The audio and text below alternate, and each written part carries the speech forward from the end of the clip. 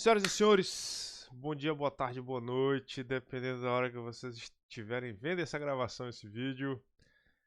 Aqui é o professor Moisés no Web Academy. Hoje é a segunda aula de nivelamento de banco de dados dentro do módulo de fundamentos de banco de dados.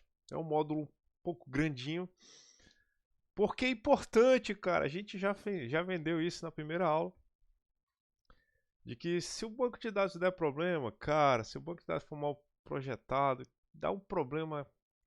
São os refactors mais chatos que tem quando tem que arrumar banco, cara. É arrumar coisa séria de banco. Só que o paradoxo, pouca gente faz isso. Então assim, as pessoas raramente fazem isso. Então é um negócio que é importante, as pessoas fazem pouco. Aí essa é a receita da destruição, né? Porque tem poucas pessoas que têm experiência em fazer isso. Poucas pessoas param para praticar modelagem de banco de dados. A gente desenvolve, cria lá, tal, não sei o que, se acostuma a estar desenvolvendo todo dia, praticar programação e tal. Mas praticar modelagem de banco de dados é um negócio que pouca gente faz, né? Então essa receita ela leva a probleminhas, porque por você não ter a constância do contato com aquele conhecimento, você eventualmente volta para estaca zero toda hora. Então o que acontece? Você vê pessoas muito experientes que estão muito tempo no mercado cometendo erro de aluno de graduação da disciplina de banco de dados, pela falta de prática. Então não é por falta de capacidade, é falta de prática, porque a gente sabe que é uma coisa que para ficar bom você tem que praticar. Então, a segunda etapa da aula hoje a gente vai falar sobre o projeto lógico. Então, a aula passada a gente falou sobre o projeto conceitual, que é aquela parte de entender o que precisa estar sendo observado lá naquele teu problema que você vai modelar no banco. Então, eu acho que essa parte de entender o que o sistema precisa ter, o que precisa ser modelado, por que ela é legal? Porque a hora que você não pensa, você não analisa problemas relacionados à implementação. Você pensa simplesmente o que precisa ter, tá? A aula passada, assim, e como eu gosto de falar, é uma aula muito densa, porque, imagina, a gente está condensando às vezes 30, 20 horas de aula em duas, né? Então, não dá para falar de tudo, tudo, tudo, tudo. Tanto que uma coisa importante que eu não falei na aula passada foi o modelo relacional estendido. Por quê? Porque é muito pouco tempo. Então, mas a gente vai falar um pouquinho dele na hora que a gente estiver falando da passagem do R para o modelo relacional, pro projeto lógico. Por quê? É nessa hora que o projeto lógico tem umas observações importantes a serem feitas. Então, lembrando, a aula passada a gente falou do modelo R, mas a gente não falou do modelo R estendido, aquele que tem os conceitos de orientação a objeto. Só que o conceito lá é tranquilo de você entender. O negócio é quando você tem que passar dele para o modelo lógico, porque é no modelo lógico que você vai realmente acontecer a implementação. Então, bora comentar um pouquinho mais sobre isso. Então, a gente vai falar sobre o modelo lógico, vamos falar sobre o modelo relacional, que é a implementação atual mais conhecida, mais adotada dos projetos de banco de dados. Vamos falar dessa passagem e das considerações que essa passagem tem que ter, que é aí que mora acho que os erros primários que muitas pessoas fazem, as considerações que a gente tem que fazer sobre isso. E a gente vai falar rapidinho sobre formas normais.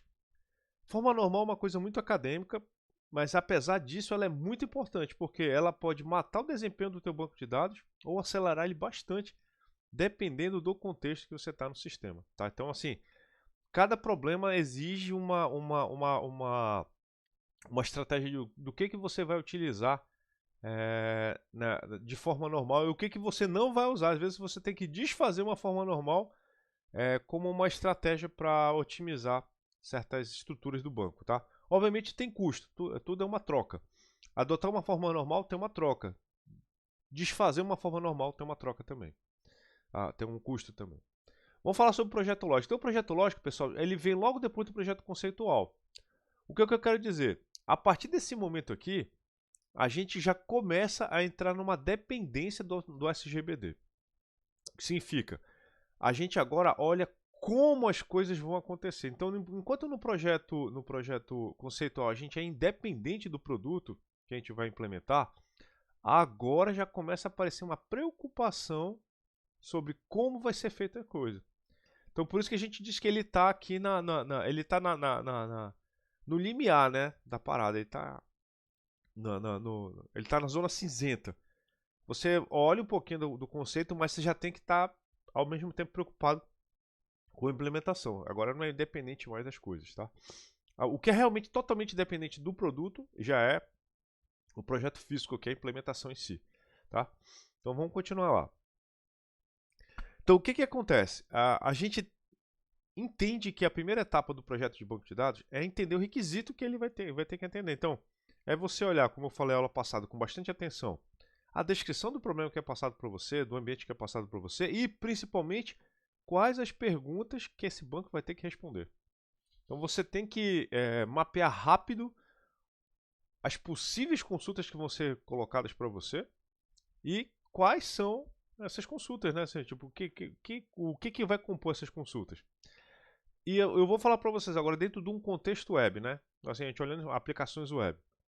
Nas aplicações web, agora o ponto não é mais você olhar a consulta, porque assim, quando a gente fala de consulta de banco de dados, você normalmente está pensando assim, alguém vai lá e faz uma consulta, mas isso não é uma coisa que acontece mais, pessoal. Acabou. Isso aí é agora de uma pessoa consultar o banco de dados, zero. Isso aí é coisa de produto legado do século XVII, entendeu? Século XVI, 1500. Quando Pedro Álvares de Cabral estava chegando aqui, aí a galera estava fazendo consulta SQL assim, vou fazer uma consulta no banco aqui na mão com SQL. Hoje em dia, ninguém faz consulta dessa forma. Quem faz consulta pra gente é um back-end. O back-end vem, a gente faz parte de uma estrutura de back-end e a consulta é feita pra gente. Só que essa consulta ela nasce de uma requisição lá de um front. Então você tem que entender qual é o caso de uso, os casos de uso que você está implementando, quais são as perguntas que esse caso de uso precisa ser atendido para ele funcionar bem e como é que essas consultas vão se traduzir, essas requisições do front-end vão se traduzir em pedidos do banco. Aí você mapeia. Cara, ele vai pedir dado, lista de usuário, filtro, não sei o que. Você tem que começar a sacar isso aí. Então, é por isso que a pessoa de banco de dados ela já precisa entender um pouquinho de programação, bastante, diria até, em cima daquilo que é solicitado normalmente em banco quando você está construindo normalmente APIs. Quando você constrói, vai fazer um CRUDzão básico, você já sabe o que você vai esperar.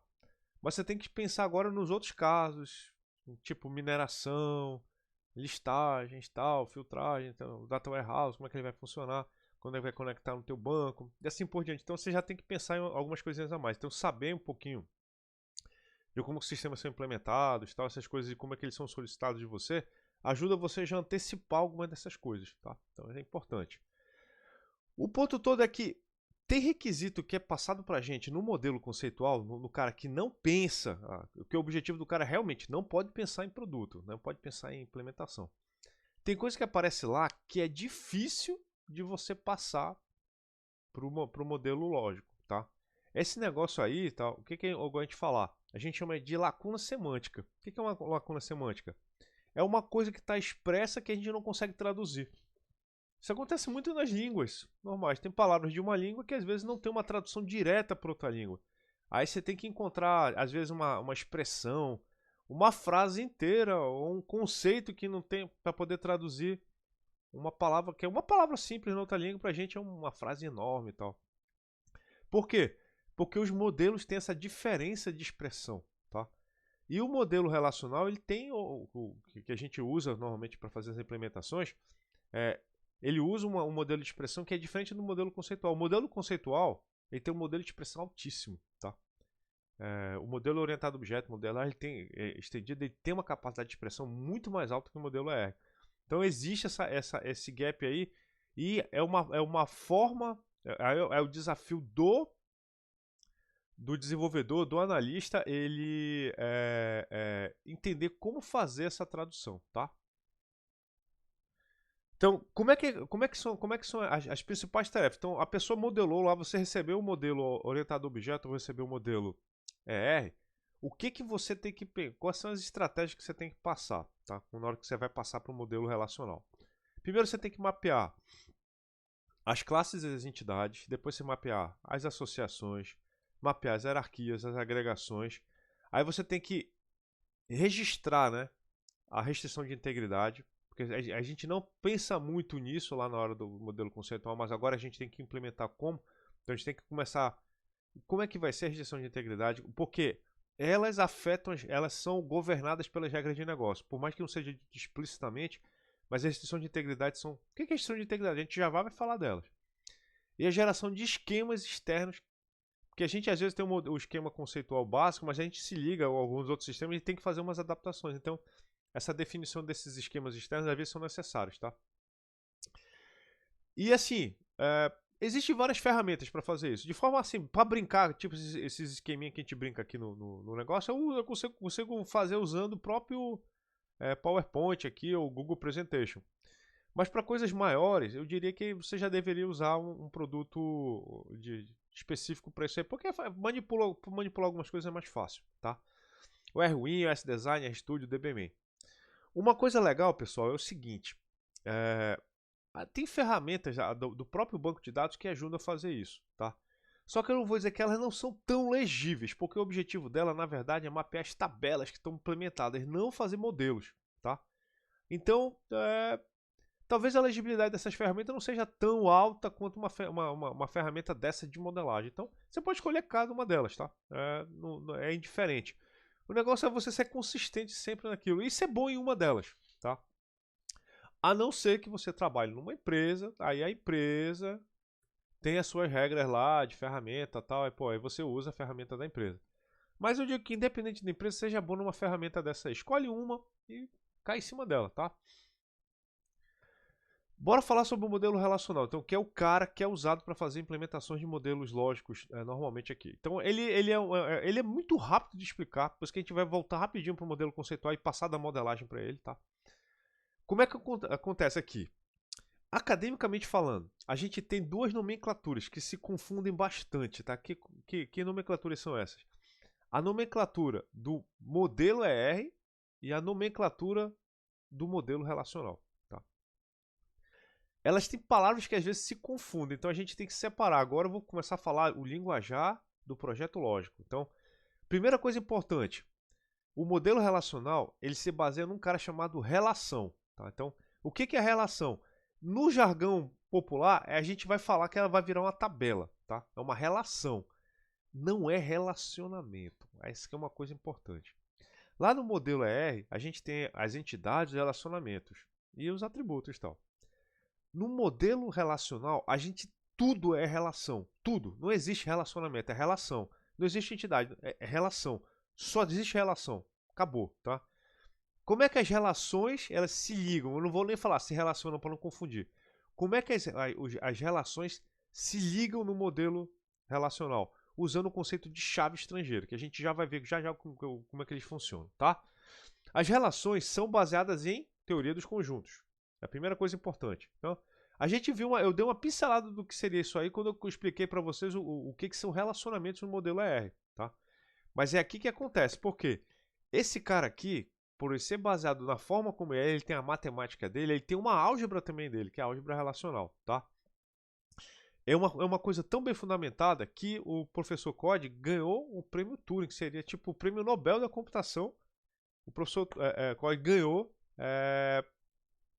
por ter projetado, por ter pensado no esquema relacional. Mas vamos lá. Olha qual foi a data que esse cara foi proposto, foi pensado. 1970. 1970. Galera, 1970, 1 kilobyte era muita informação. Muito, muito. Tipo assim, 1 mega era uma coisa assim louca. A gente fica brincando, tipo, eu fico brincando, que eu sou um cara que vai fazer quase. Daqui a 3 anos eu vou fazer 50 anos. Cara, quando eu era moleque, eu brincava com um computador que tinha, 8 MB de memória RAM, era um negócio insano. O meu HD tinha 20 MB de memória secundária. Era um HD enorme e tal. Então, assim, era um computador louco na época. Então, isso aí em meados da década de 90. Imagina como é que eram os computadores, ou dois, porque no mundo devia ter uns 4, 5 computadores. Na década de 70. Foi para essa época que esse modelo foi pensado. Então, uma coisa importante para a gente entender sobre o modelo, a gente tem que entender sempre a história daquilo que a gente está trabalhando, porque a gente entende por que ela é daquela forma. Tá? O modelo relacional ele tem um objetivo e um objetivo somente: economizar espaço de armazenamento. É isso. Ponto. Ele não está preocupado com desempenho. Não é a preocupação do modelo relacional, não é desempenho. Ele é muito performático, muito.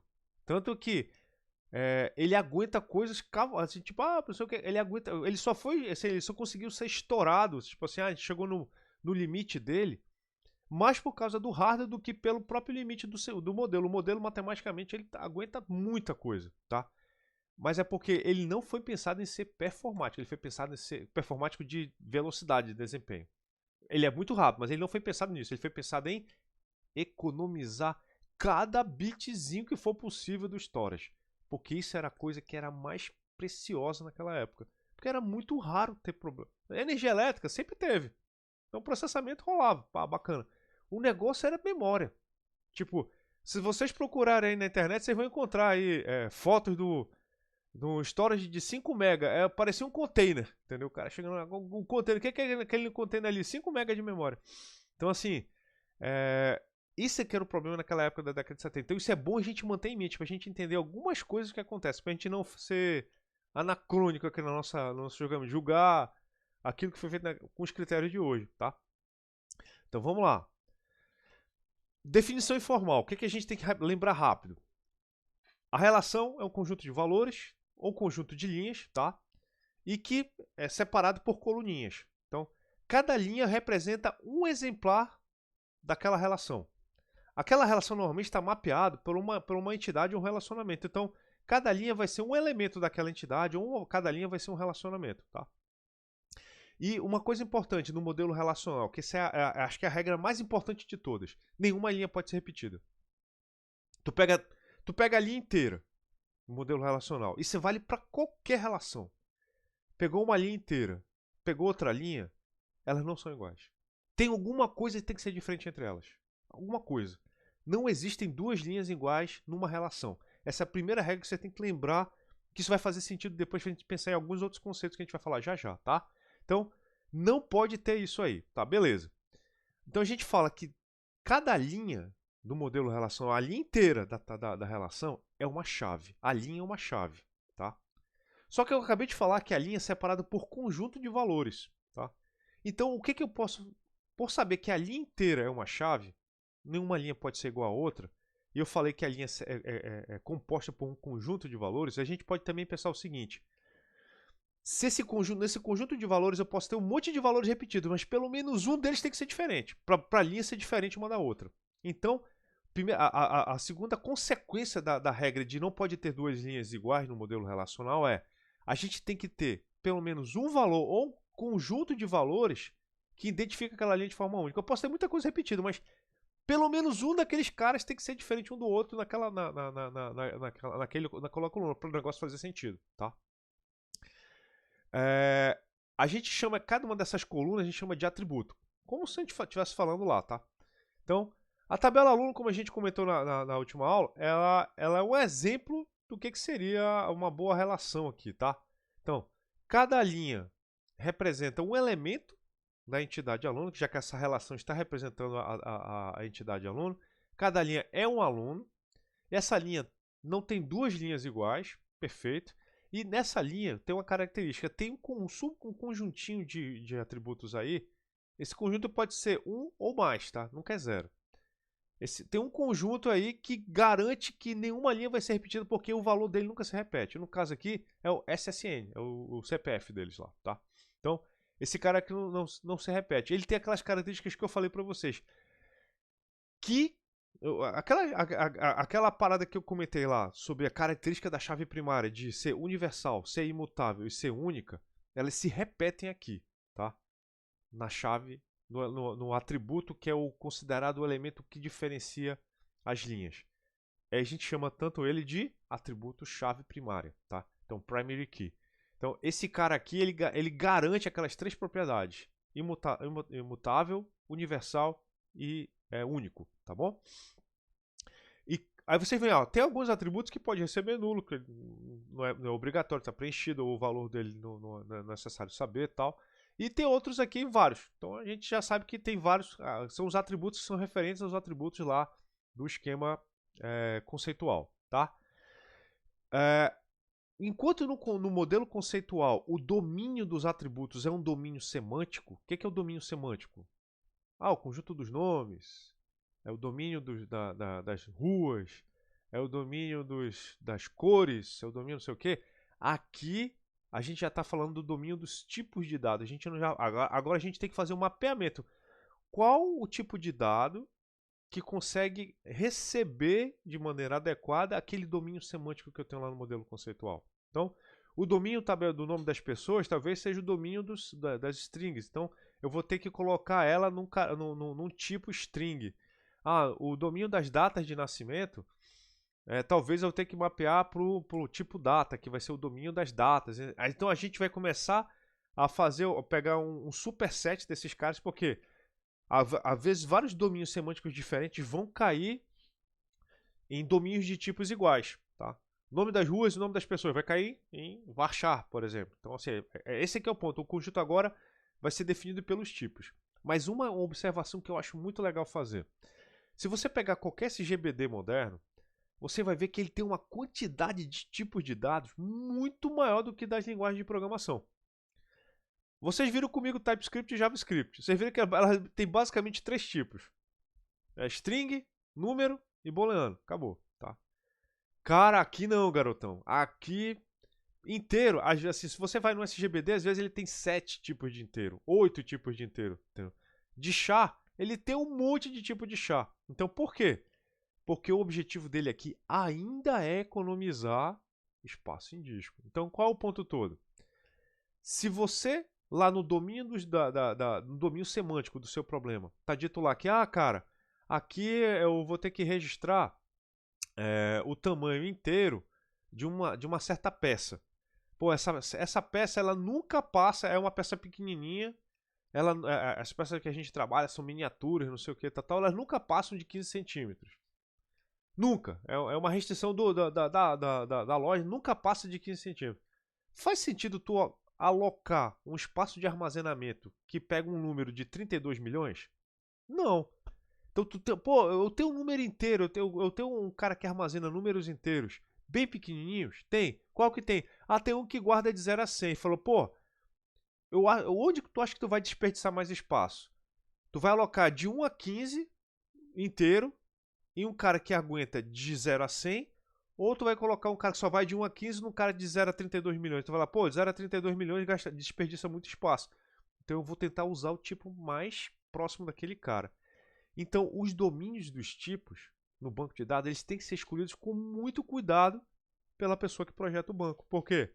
Ele vai ajudar a reforçar regras de negócio e ele vai ajudar a deixar o banco mais performático ainda. E já vou adiantar uma coisa para vocês. A maior parte dos frameworks não faz isso por você, eles não escolhem. Isso é uma coisa ainda nossa, tá? Tipo assim, talvez as IAs façam isso aí daqui a pouquinho, tá? Mas ela vai ter que fazer a interpretação do tipo, do domínio, dos valores que aquele cara pode receber e tal. Eu vou dizer para vocês, ainda não tá não, tá? Então assim, ainda precisa da magia do ser humano, do bom senso do ser humano para fazer essa escolha de mapeamento do domínio semântico para o domínio de tipo de dado adequado para você economizar espaço. Não vou nem explicar por que é importante economizar espaço. Não é porque o espaço é caro, não. A gente hoje realmente tem o storage está muito barato. Está muito barato. Lembra daquilo que eu falei para vocês quando eu estava falando de Git, né? Por que Git pegou? Porque a gente armazena logo o repositório inteiro em cada commit. Pô, porque é uma versão inteira do repositório todo. A gente não guarda deltas, tá? Porque a gente está trabalhando com kilobytes, a gente tem teras disponíveis. Antigamente era kilobyte de armazenamento e a gente tinha megas, tá? Então agora o que está acontecendo? É que quando você armazena dado num cara muito maior, o banco não sabe que aquele espaço não vai ser utilizado. Ele não é elástico. Ele vai armazenar. Cara, ele não sabe se hoje tu tá colocando de 1 a 15. Amanhã esse cara pode colocar um número 30 milhões. Não sei. Então ele não sabe. Como ele não sabe, ele aloca o espaço necessário para colocar a carga máxima de dado lá. Por mais que você vai usar um pouquinho. O que acontece? Você vai deixar um espaço de ocupação muito maior. Então, aquilo que seria ocupado, seria acessado de maneira mais rápida, vai ser acessado, você vai ter que percorrer muito mais, vai ter que carregar muito mais fluxo de dados e tal. Não vou nem falar de disco, porque a gente nem usa mais disco, tá? Mas você vai passar um fluxo de dados muito maior para pegar pouca coisa, que você poderia fazer muito mais rápido. Você vai transmitir coisa que não precisaria transmitir, tá? Então esse aqui é o ponto todo de você usar a melhor estratégia possível de armazenamento para cada tipo de dado, tá? Definição formal. Definição formal que eu queria chegar com vocês é o que é uma relação dentro do modelo relacional. A gente fala que basicamente é isso aqui, ó. É o nome de uma entidade, abre parênteses, nome, na sequência o nome dos atributinhos dela, tá legal? Então, isso aqui a gente chama de esquema. Então, quando eu falo assim, cara, me dá o esquema da tua relação, o que eu estou querendo? O nome da relação e os atributos dela, tá bom? Cada atributo, então, vai ter aqui o seu... Então, assim, esses caras aqui, que são os atributos que a gente quer que vão construir a coluna, as colunas de verdade, vão ter os nomezinhos lá que vão ser baseados naquilo que a gente viu lá no modelo conceitual. A gente vai ver um mapeamento já sobre isso aí, tá?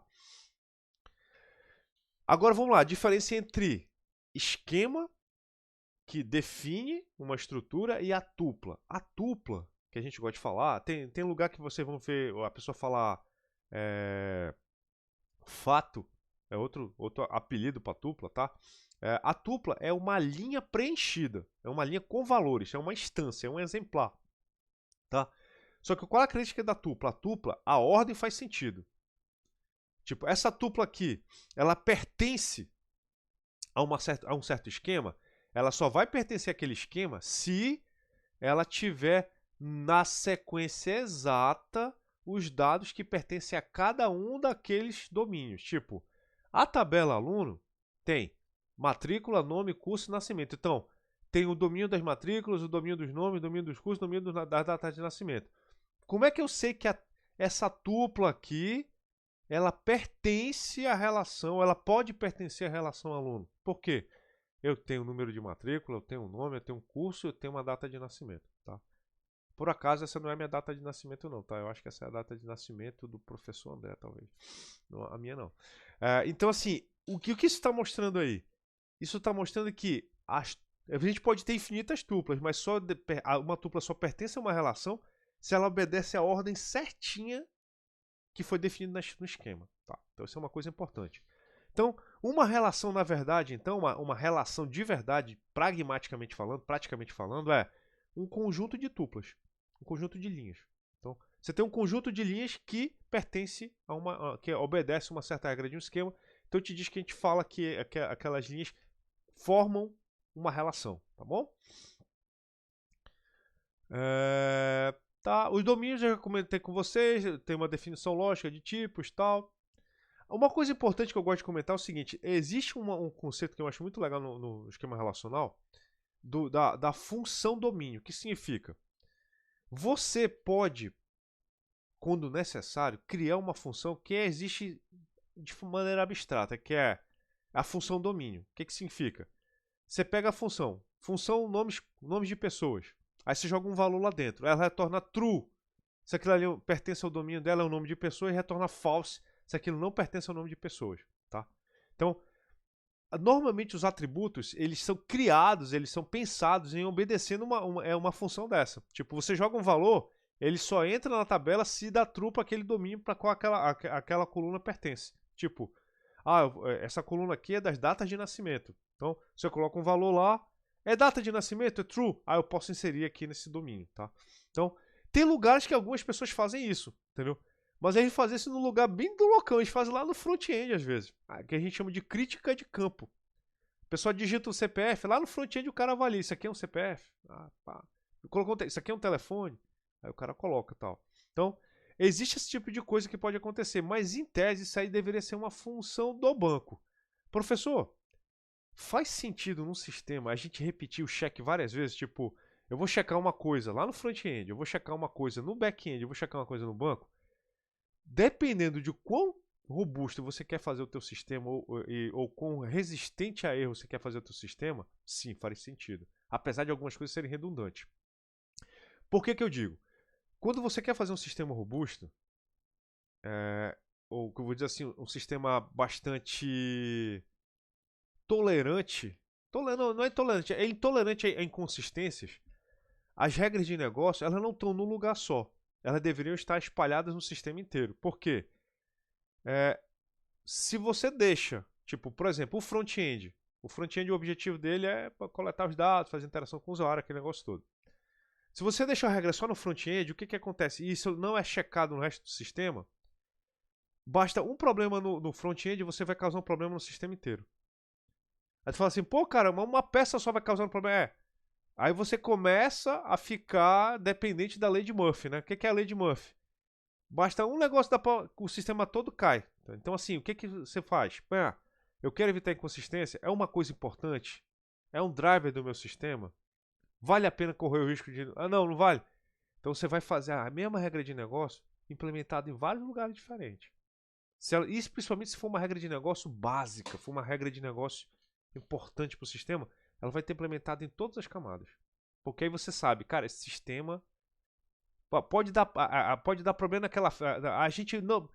Deu um pau, a gente não checou se o CPF do cara era CPF lá no front-end. O back-end pegou.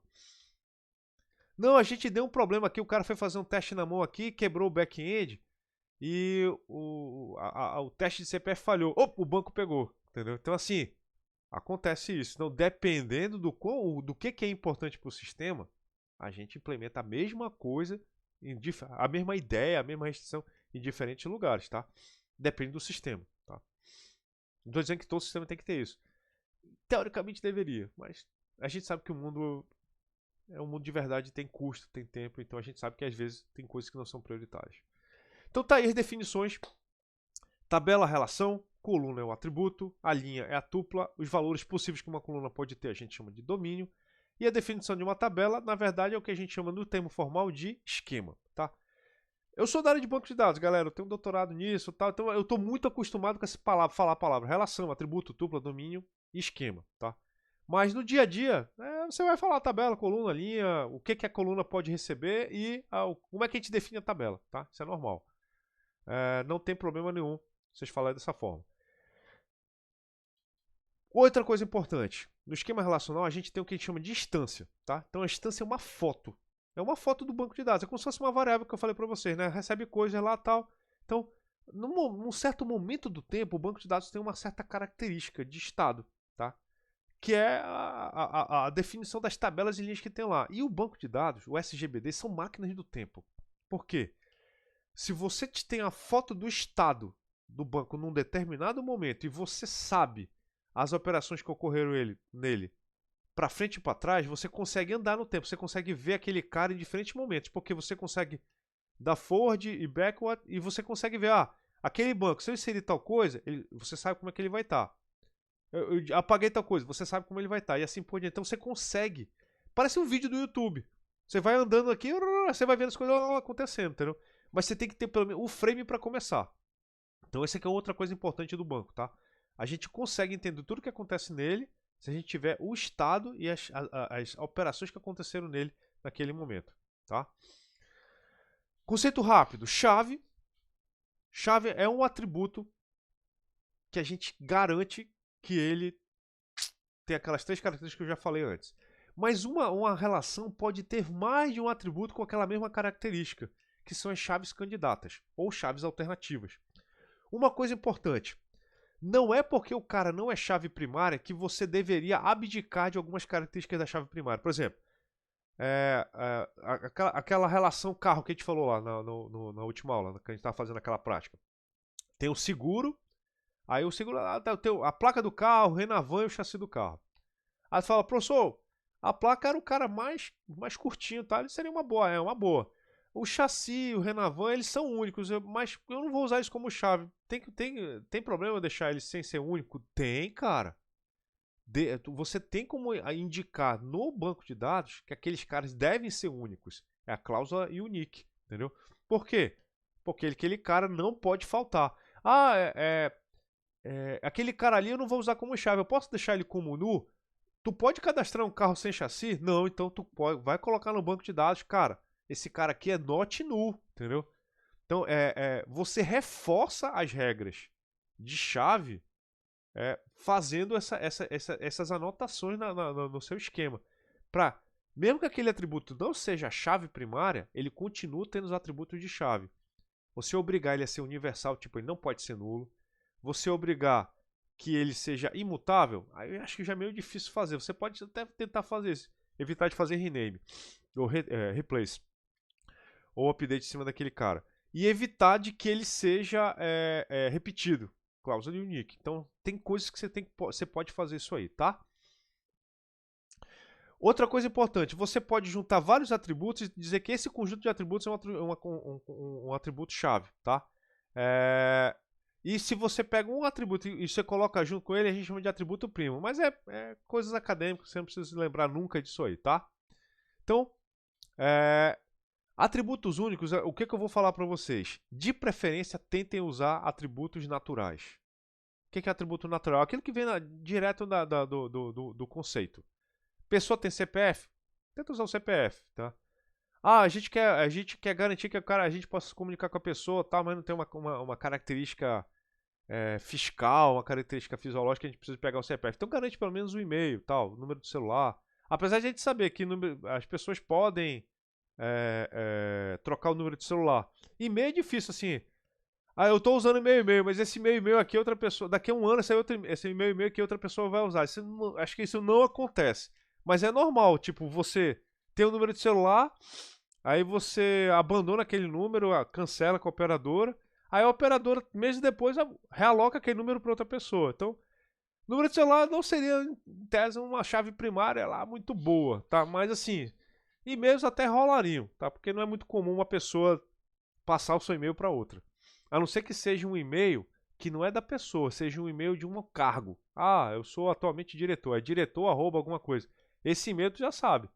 Quando tu deixar de ser diretor, esse e-mail vai ser usado por outra pessoa. Então, não rola. Conjunto de atributos e valores gerados automaticamente, tá? Então a gente tem um atributo único, conjunto e o id sequencial. Para que o id sequencial deveria ser usado? Para aqueles caras, galera, que a gente não tem condição de aplicar uma chave. Por exemplo, um animalzinho, a gente vai cadastrar um monte de bichinho aqui, que a gente está fazendo uma análise do bichinho que a gente encontra na floresta para detectar doença e tal, a gente está fazendo um levantamento aqui. Os bichinhos não tem CPF, cara, e a gente não vai marcar os bichinhos, então cada bichinho que a gente for pegando, a gente vai dar um ID sequencial para ele, é um exemplo, entendeu? Tem outras coisas que a gente poderia usar de sequencial? Tem. A gente pode usar IDs sequenciais como apelidos para um conjunto de chaves, por uma questão mais de performance, para ficar mais rápido. Então, a gente vai ver esse tipo de coisa também acontecendo. Restrição de integridade. O que é isso? Os produtos de SGBD, eles obedecem umas regrinhas que o modelo relacional impõe. E isso é que mantém o sistema íntegro. O que é? Ele continua dando respostas que são válidas para o mundo. É o que eu gosto de falar. Não faz sentido um banco de dados dizer que ele é útil se ele dá a resposta errada. Eu gosto sempre de falar isso aqui. Imagina, tu montou um sistema de banco de dados de uma biblioteca, tipo biblioteca da UFAM. Aí beleza. Aí tu chega lá na biblioteca com a atendente lá, pergunta: olha, eu queria pegar o livro de banco de dados do professor Navati e tal, por favor. Aí ela vai lá no sistema. Cara, tem uma unidade aqui. Pô, ainda bem, tem uma unidade aqui, deixa eu pegar pra ti.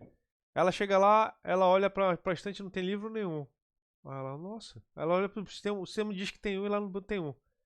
Ou então o cara fala, tá bom, então faz o seguinte, eu vim devolver um livro aqui, cara, que eu peguei semana passada. Aí ela vai olhar no sistema, pô, beleza, faltava só esse livro aqui pra devolver, pô, tem 4. Aí ela chega lá pra botar, tem 6 livros. O sistema disse que só tinha 4, mas ela chega lá na estante tem 6 livros daquele tipo. Do que adianta um sistema que tu não consegue confiar nele? É tipo um cara mentiroso, entendeu? Tu pergunta alguma coisa pro cara, meu irmão, tem coisa lá? Ele falou, tem. Tu chega lá, não tem. Aí tu, porra, o que acontece? Tu deixa de falar, quando você percebe que uma pessoa tá toda hora mentindo pra ti, o que tu faz? Tu deixa de falar com ela, porque tu tá procurando uma informação, ela te dá informação errada, tu vai procurar outro lugar pra informação. Um banco de dados que erra, um banco de dados que conta mentira, ninguém usa, ele não é útil. Entendeu? Não tem utilidade uma coisa que dá resposta errada. Então, para manter esse negócio funcionando direitinho, existem umas restrições para manter o banco íntegro, que é manter ele minimamente falando a verdade. Então, a primeira dela é a restrição de domínio. O que significa? Cada atributo só pode ter o valor daquele seu domínio.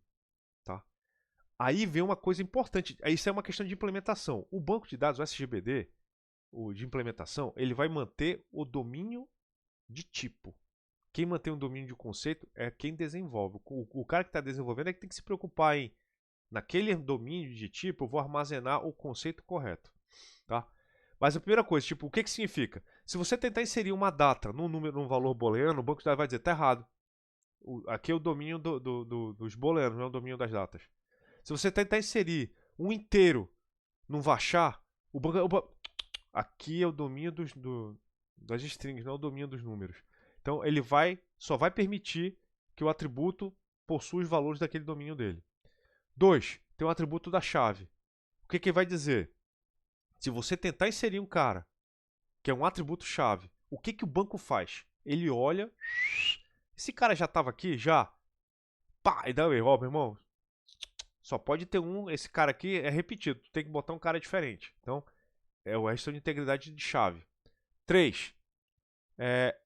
A integridade de entidade. O que ele quer dizer?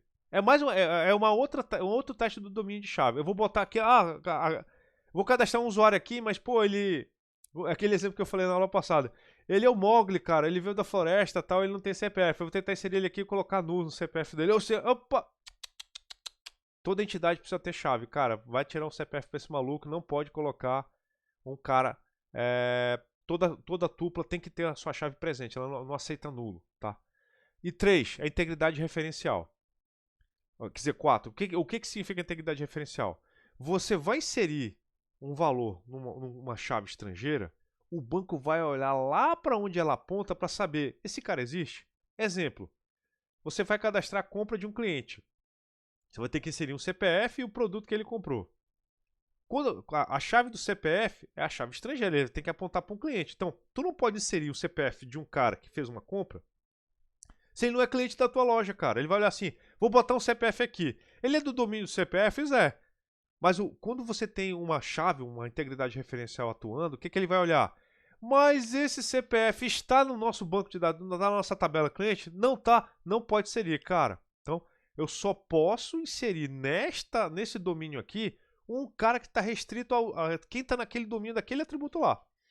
Então, o valor de atributo está restrito ao mesmo domínio de outro atributo, de outra relação. Aí você aponta isso, é uma regra lá, de integridade referencial. Tá bom? Chaves candidatas, a gente já falou, integridade referencial. A gente normalmente coloca assim a regrinha da integridade referencial desse jeito que está aqui. O que é? A gente diz a tupla. A gente diz assim, a relação tal, chave estrangeira, aponta para a relação tal, chave primária. A chave estrangeira de uma relação sempre aponta para a chave primária de outra. Por exemplo, na relação compra, o cliente que compra, ele está apontando para a tabela, sei lá, o CPF do cliente que compra está apontando para a tabela do CPF do cliente. Então, assim, o CPF de uma compra tem que estar presente no CPF dos clientes. Então, sempre uma regra clássica.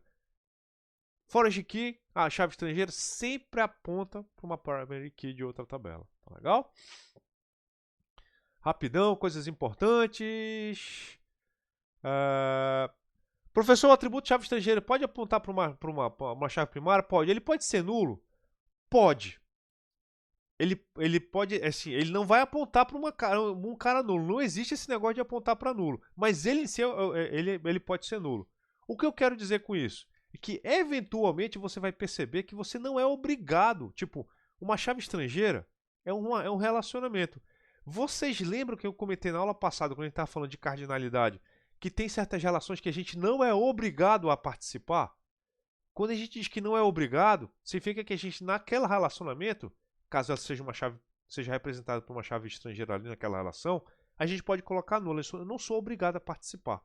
Por exemplo, a gente vai dizer assim no sistema lá, que todo aluno ele pode ter um notebook não fan. Pode ter um notebook não fan, tá? Beleza.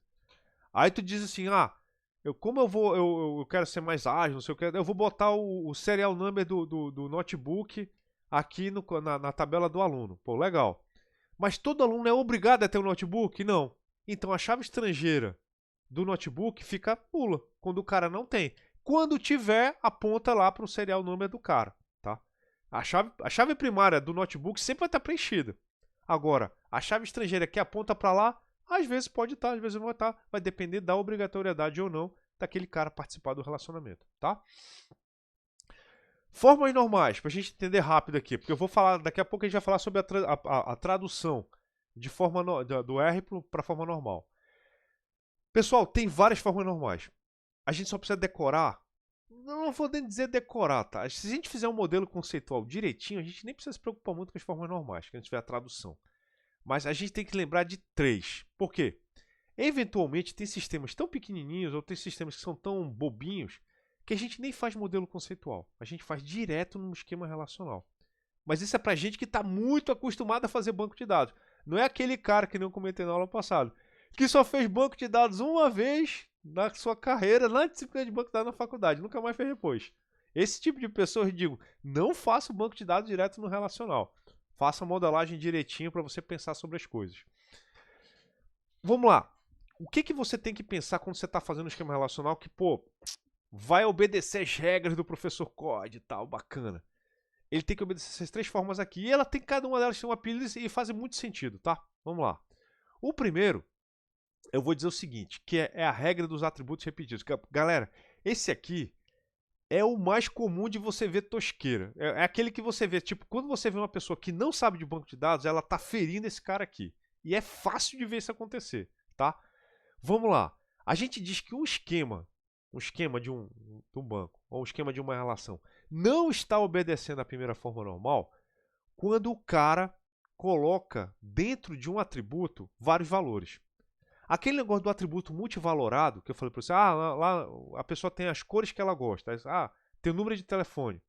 Atributo multivalorado só existe no modelo conceitual, ele não existe no modelo lógico. Ele não existe no esquema relacional. Não tem, aquele atributo pode ter vários valores. Não existe isso no esquema relacional.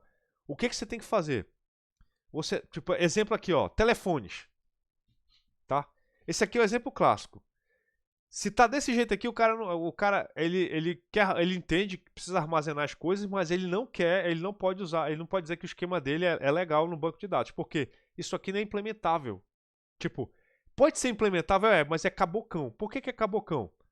Vamos supor que isso aqui está numa tabela de banco de dados, não uma tabela Excel como está aqui, está numa tabela de banco de dados. Ele fala o seguinte, cara, eu quero que tu me retorne o CPF do cliente que tem o número de telefone e tal. O banco de dados ele só trabalha com valores atômicos em cada atributo. Se tiver um valor que tem vários, tu vai transformar isso aqui num problema de processamento de string. Por que acontece isso? Porque ele não sabe, o banco de dados não vai entender que isso aqui é uma string que é separada, tokenizada por ponto e vírgula ou por barra. O que acontece? Tu vai ter que pegar cada string de telefone e processar para identificar quantos telefones tem aí dentro. Aí depois tu vai ter que fazer a busca por cada telefone. Então, não existe isso de atributo multivalorado em esquema relacional. Você tem que quebrar esse cara. E o que você faz? Qual é a regra principal? Você vai criar uma tabela nova chamada telefones. Aí cada telefone vai ter o ID da pessoa que é o dono do telefone e o telefone. Um telefone por linha. Um telefone por campo. Olha aqui como é que... Aí o que vai acontecer? Esse cara aqui, na verdade, ficaria... Pô, eu nem botei o exemplo dele aqui. Ficaria uma tabelinha chamada telefone cliente. Aí, CPF cliente e telefone. O que é legal de pensar nisso aqui? Aí se a pessoa tiver um telefone só, você obriga lá, tá, chavezinha bonitinha. Se a pessoa tiver 3 telefones, vai ter 3 entradas. Se a pessoa tiver 4 telefones, 4 entradas e assim por diante, tá? Então, porque o objetivo disso é não desperdiçar espaço. Você fica e cresce e fica fora. Quando você precisar juntar, você põe lá tudo direitinho, tá? Tem gente que faz outras coisas, do tipo, na tabela principal mantém um telefone, aí tem uma tabela telefones adicionais. Beleza, tá? Mas o ponto é, não pode ter atributo com múltiplos valores, dentro do cara ter múltiplos valores. Isso não é esperado quando você quer dizer que o teu esquema obedece à primeira forma normal. Segunda forma normal. Então eu gosto de falar assim, a primeira forma normal é a forma normal dos atributos multivalorados. Não pode ter no esquema relacional. A segunda forma normal, o que, que é? É você não deixar numa tabela atributos que não pertencem àquela entidade. Esse aí eu gosto de falar, é a forma normal do uma entidade numa tabela. Tá? O que, que eu quero dizer aí? Porque quando o esquema relacional tem gente que coloca valores dentro de uma tabela que eles não dependem da chave, daquela tabela. Tipo, o nome da pessoa, CPF. Então o que, que tu fala assim, cara, o nome dessa pessoa aqui é dependente do CPF. Se eu quero identificar uma pessoa só, pelo aquele CPF, o atributo está lá. Tá? Não vai acontecer daquela pessoa ter vários CPF, não. Aquela pessoa está lá. Data de nascimento, salário dela, se identifica pelo CPF. Agora, tem atributos que acontecem, esse exemplo que está aqui. Deixa eu abrir o slide aqui. Tá aqui, ó. Esse aqui é um clássico de uma tabela não normalizada na segunda forma normal. Tem o ID do pedido, a data do pedido, o código do produto, o nome do produto, quantidade, valor unitário e valor total. Você percebe o seguinte, aqui é a tabela do pedido, tá? Tem o ID do pedido aqui, tem a tabela do pedido, é a chave primária desse cara, tá? Aí tem a data do pedido, pô, eu não precisava nem escrever que é data pedido, bastava colocar data. Você quer ID do pedido? A data seria do pedido, o ID seria do pedido, tá? Só que apareceu aqui código do produto. Então, pô, beleza, por quê? Eu quero saber qual é para quem esse produto aponta. Só que aí o cara botou aqui nome produto. Nome produto, o nome do produto, ele é dependente do nome do pedido ao qual ele pertence ou o nome do código do produto ao qual ele pertence? Aí fala, cara, nome do produto, professor, é um atributo que depende do código dele, não do ID do pedido ao qual ele pertence. Então, esse cara aqui é um cara que ele está violando a segunda forma normal. Que violação é essa? Tem um valor de um atributo aqui que não depende desse cara para estar nessa tabela. É como se eu tivesse duas entidades misturadas numa tabela só, tá? Qual é o problema aqui? Se esse aqui é um tipo de coisa que acontece aqui, ó, código do produto, se o produto é vendido várias vezes, esse cara aqui vai se repetir muitas vezes, então você vai desperdiçar um monte de espaço nessa coluna aí, por quê? Aquele produto lá é um produto popular, a gente vendeu 1 milhão de cópias dele. Tu vai ter 1 milhão desses caras aí repetidos no banco. Literalmente jogando espaço fora. Literalmente jogando espaço fora. Você não tá ganhando nada com isso. Tá? Então, o que se fala? Quando você tem duas entidades numa tabela só, você tem que tirar elas. Você tem que tirar o atributo que não depende daquele cara. Uma coisa importante, a chave do produto está aqui, não é errado. Porque você está fazendo a ligação do pedido com o código do produto ao qual esse pedido pertence. Então, beleza, esse produto aqui está nesse pedido, está perfeito aqui. O negócio é esse atributo aqui. Esse atributo não depende desse cara. Atributos-chave são independentes de si, mas esse atributo aqui depende desse. Esse atributo que depende desse é que tem que sair. Então, a gente criaria outra tabela aqui, ó. Produto que tem o seu atributo e a sua chave. E aqui, ó, tira só o carinha que a gente sabe que não precisaria estar aqui. O código do produto mantém aqui direitinho, tá? É o nome do produto que não precisa estar aqui de novo. Então a gente economiza muito espaço quando a gente faz esse tipo de organização. E galera, eu já vi bilhões de lugares em produção, coisa não é pequeno não, com isso aqui acontecendo, tá? Vou fazer algumas considerações sobre isso logo mais, tá? Terceira forma normal. A terceira forma normal, vocês viram comentar lá na sala de aula. Ela é fácil de decorar também. É a forma normal do atributo calculado, tá? Então, uma entidade está na terceira forma normal, se estiver na segunda forma normal, todos os atributos não chave forem mutuamente independentes. Significa, um não depende do outro. Tipo, eu tenho um atributo, data de nascimento e idade. Pô, data de nascimento depende de idade? Quem é a fonte? É a data de nascimento, tira a idade. Então, a gente diz que a gente retira da forma normal os atributos que são calculados, tá? Então, esse cara aí ele é importante porque evita inconsistência no banco. Porque caso mude um, tu vai ter que calcular o outro. Aí isso dá problema e tal. Então, como é que se faz? Você literalmente remove o cara que é calculado. O cara é calculado, na hora que você faz a consulta, calcula o cara e entrega, tá? Então tá aqui, ó. Naquela tabela anterior do pedido, tava um exemplo lá.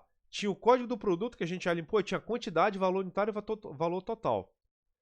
Pô, o valor total não é a quantidade vezes o valor unitário? É. Então, pô, o valor total some, cara. Tira o cara daí. Esse cara é calculado na hora, tá?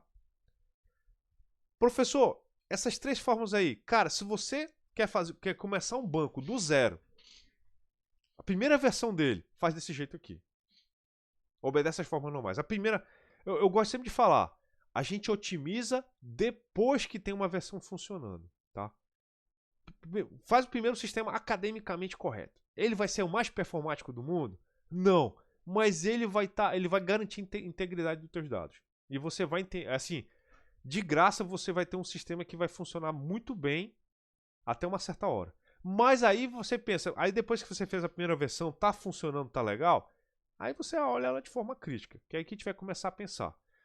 Eu não vou falar da quarta e da quinta forma normal, cara, porque, bicho, é assim, se obedecer as 2 primeiras, muito dificilmente você vai causar problemas desse tipo aqui, porque são problemas de natureza um pouco mais complexa. Mas assim, a quarta forma normal seria que você tem uma linha na tabela que é calculada ou feita a partir de outras linhas anteriores. Como é que funciona aí, professor? Cara, tu consegue fazer que exemplo do tipo assim, tu vai fazer uma compra baseado na compra que eu vou inserir esse dado aqui baseado nas compras que o cara fez ali e tal. Então assim, essa linha aqui eu podia ter feito ela ou ela está sendo montada baseada em outras coisas que já estão naquela mesma tabela. Isso é um exemplo meio estranho porque é um problema meio estranho de acontecer, mas eu vou pegar exemplos melhores para você em breve, tá? E a quinta forma normal é você ter uma relação dentro do banco que ela é criada utilizando outros bancos. Tipo, essa tabela aqui é criada usando outras. Essa tabela ela não precisava estar no banco. Você podia fazer uma consulta com ela, mas ela é gerada ou ela pode ser reconstruída utilizando outros caras. O que acontece? Esse aqui é o famoso tem um cara que está 2 vezes no banco. O mesmo cara está 2 vezes. Isso é uma coisa que não pode acontecer, uma coisa básica de banco de dados. Você não pode ter a mesma entidade em 2 lugares diferentes no banco, tá? Então, quem quebra a quinta forma normal é basicamente isso. Você montar um cara, entendeu? Contendo uma tabela para ser reconstruído, feito a partir de outros registros montado daquele cara lá. Então, o ideal é que você não fira esses carinhas aí de primeira coisa. Mas, assim, os 3 primeiros são os mais básicos. Eu acho que é o mais importante a gente lembrar deles, tá? Comentários aqui que eu vou te falar rápido. Sobre os esquemas ali, tá? Muito daquelas coisas da normalização a gente eventualmente pode ignorar. E eu vou falar isso de forma bem pragmática. A gente pode ignorar ou a gente pode reverter dado certas condições do sistema. Mas o que eu gosto de falar, a gente não faz isso de primeira. A gente não otimiza, vou já fazer otimizando. Opa, pá. A não ser que você trabalhe com aquilo ali todo e você esteja fazendo esquema de banco de dados, modelando assim todo dia, não tente fazer isso, tá? Por quê? A probabilidade de dar errado é muito maior do que dar certo. Então, as considerações que eu vou fazer antes de começar aqui, a entrar agora aqui. Vamos lá. Primeira forma normal. Qual é a hora que isso aqui não seria problema? Pessoal, tem problema de ter um atributo multivalorado num atributo? Cara, você vai fazer uma busca em cima desse cara ou esse cara é uma coisa simplesmente que você vai pegar e jogar para alguém? Você nunca vai fazer uma consulta em cima de um campo desse cara aí. Se isso não acontecer, tipo, vamos supor que tivesse aqui nessa lista aqui comidas favoritas, pratos favoritos da pessoa, tá? Aí coloca lá feijoada, pizza, hambúrguer. A pessoa só está falando de comida. Pode ser uma mensagem para vocês, não sei. Vamos lá. Pratos favoritos. Você colocou esse negócio ali não porque você vai usar, é porque simplesmente você quer cadastrar esse negócio aqui e depois você vai usar isso aí no outro sistema, tal, papapá. Você nunca vai fazer uma consulta do banco do tipo, me retorne todos os clientes que gostam cuja comida favorita é hambúrguer. Se isso nunca vai acontecer no teu sistema, você tem certeza, não, cara, a gente nunca vai usar isso. Isso é mais uma coisa pra gente copiar, colocar no perfil da pessoa, para aparecer lá, tal. A gente nunca vai fazer a busca por aquele atributo lá, por aquelas coisas que estão lá dentro. Se isso nunca vai acontecer, não tem problema nenhum fazer isso aí. Por quê?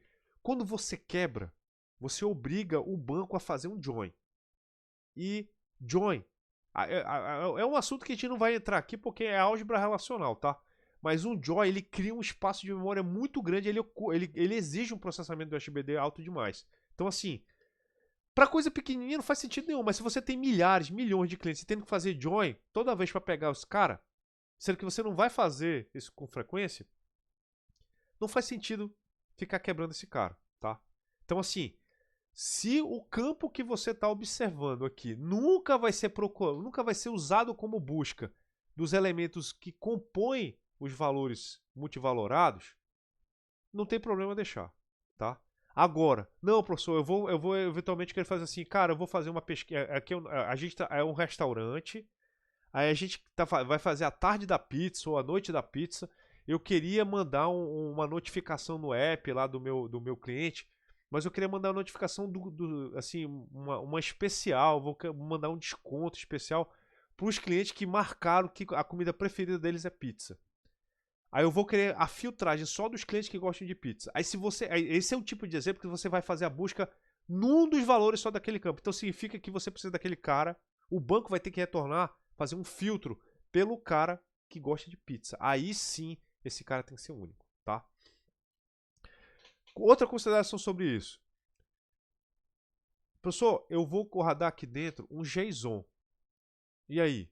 Tem problema? O JSON pode ter um monte de coisa. Aí você está gravando o JSON. Você não vai fazer a busca pelo que está dentro do JSON. Você vai fazer a busca pelo JSON. Tipo, vamos supor que esse banco aqui está gravando. Você tem um banco, o banquinho que é um estado do cara, tá? O cara vai logar na sessão. Esse JSON aí é um estado que você vai jogar de volta lá para o front-end, tá? Então, o front-end é o front-end que vai manipular esse cara aqui. Não sou eu o banco. O banco só vai retornar o JSON. Não tem problema botar um monte de coisa aí dentro, não. Nem precisa quebrar, tá? Se o objetivo do banco é só repassar a coisa pro front-end, pode ter quantos caras você quiser. Ele que vai cuidar disso, tá? Mas você pode ajudar o cara em algumas formas. Porque vamos supor, você internamente nunca vai fazer uma consulta de telefone. Nunca vai fazer essa consulta, entendeu? Mas quem vai o front-end precisa de um JSON com os telefones das pessoas, tá? Ele que vai fazer isso lá em cima. Então, beleza. Armazena o JSON com os telefones e quando o front-end vier com a requisição, devolve o JSON dos telefones, tá? Isso é outra coisa, você não precisa quebrar. A pergunta sempre é, o banco vai ter que fazer essa consulta? Se o banco tiver que fazer a consulta, tem que estar quebrado. O banco não vai fazer essa consulta, o banco só vai repassar um valorzão, quem vai fazer essa parada é outra parte do sistema. Aí não precisa fazer isso, deixa numa tabela só. Nesse cara aqui, olha a situação toda. Aqui, o pedido, da forma como ele está descrito aqui, o que está acontecendo? Um pedido, nesse modelo que está aqui, o que a gente está conseguindo perceber por esse modelo que está aqui? Um pedido está associado a um produto. Legal? Do jeito que está aqui. E um produto pode estar associado a vários pedidos. O que você percebe aqui? Quando um pedido está associado a vários produtos, essa cardinalidade é grande, é obrigatório fazer isso aqui, cara. Obrigatório, tá? Um pedido tem vários, um produto vai estar contido em vários pedidos, mas o pedido só tem um produto, tá? E você vai ter vários pedidos, aí você está garantido, pô, um produto está em vários pedidos, significa que ele vai se repetir várias vezes. Então, não pode deixar isso aqui acontecer, tem que fazer exatamente isso que está aqui. Agora, vamos supor que isso aqui fosse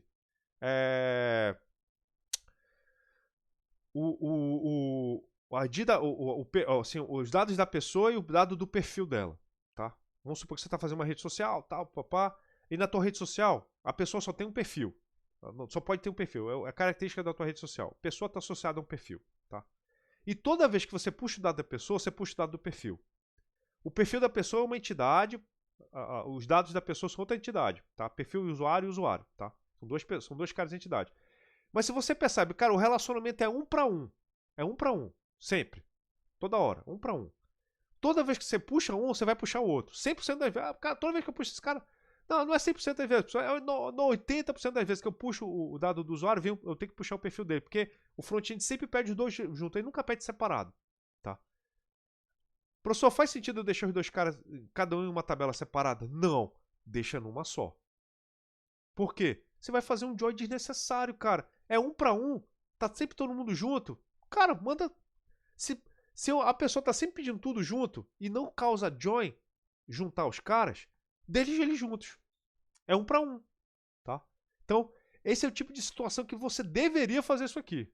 Deveria fazer isso aqui. Deixar desse jeito que está aqui. Mas é quando o relacionamento é normalmente 1 para 1, tá? Quando é 1 para N, cara, dá muito ruim fazer isso. Tem que fazer exatamente como está aqui. Tem que normalizar agora. Você pode desnormalizar juntando os caras fazendo isso aí, tá? Quando você percebe que tem esse 1 para 1. E esse cara aqui do atributo calculado. Qual é a hora que a gente não deve fazer isso aqui, professor? A gente tem que deixar esse valor aqui calculado aqui em storage, entendeu? Quando esse cálculo aqui for uma coisa pesada. Pessoal, eu vou dar um exemplo simples aqui, porque eu atuei num projeto e eu, junto com os alunos aqui, implementando coisa e tal, dentro do banco de dados da UFAM, dos alunos da UFAM, para a gente fazer o cálculo do coeficiente do aluno, tá? Para fazer o cálculo do coeficiente do aluno, a gente tem que olhar todas as matérias que o aluno fez, todas as disciplinas, tem que olhar as faltas, aí tem que fazer um cálculo gigantão lá. Então, para cada aluno, o cálculo é enorme, cara. Ele leva algum tempinho para fazer. Agora imagina tu fazer para todos os alunos. Toda vez. Imagina, cara, lista para mim aí, cara, todos os alunos da turma tal que tem o coeficiente acima de 7 e o coeficiente não está calculado. Aí tu vai ter que fazer para todo aquele monte de aluno, ele vai ter que calcular para todos os alunos o coeficiente e depois ele vai filtrar para os alunos que estão acima de 8. Cara, é absurdo o desperdício de tempo que você tem que fazer isso. Aí, pessoal, o coeficiente do aluno muda? Muda, todo semestre vai mudar. Mas se a consulta é feita com frequência, as pessoas fazem consultas pelo coeficiente com frequência, cara, toda vez que eu fizer isso aí, eu vou matar o banco de dados, porque ele tem que fazer um cálculo gigante para todo mundo para depois eu fazer o negócio. Então, se você percebe que um cálculo ele é pesado e a consulta por aquele valor é feito com frequência, faz o cálculo e deixa ele armazenado.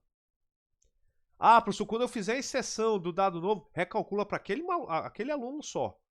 Coloca lá. Toda vez que vai fazer um insert, uma alteração, altera e recalcula para aquele cara lá. Ou então você mantém o banco de dados um pouco inconsistente. Se a inconsistência temporária for aceitável, mantém consistente, tá?